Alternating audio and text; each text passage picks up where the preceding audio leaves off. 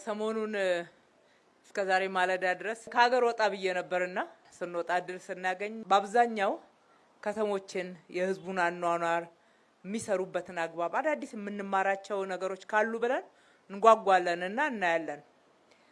አየን፣ ብዙ ዞረን አየን።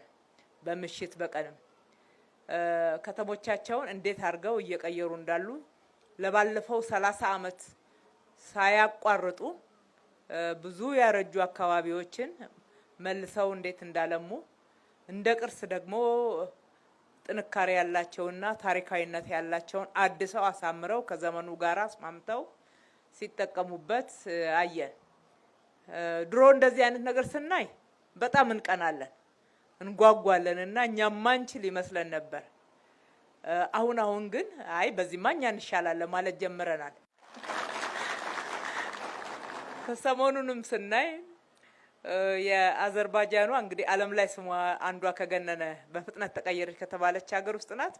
እንደነሱ ነዳጅ ባይኖረንም እኛ ህዝብ አለን፣ መሬት አለን፣ በጣም መስራት የሚችል ብዙ ሰፊ የሆነ ህዝብና ያልተጠቀምንበት ሀብት አለን። መቀየር ይቻላል። እያየን መንገዱን አይ በእግረኛ መንገድማ የኛ ይሻላል፣ በሳይክል መንገድማ የኛ ይሻላል፣ በስፖርት ሜዳ ብዛት የኛ ይሻላል፣ የኛ ፓርኮች እኮ ከዚህ በላይ ሰፋፊ ናቸው እንልና ሌሎች ደግሞ አንዳንድ አሁንም የምንበለጥበትን አየንና እነኝንም እንችላለን እኛ 30 ዓመት አይፈጅብንም ብለናል።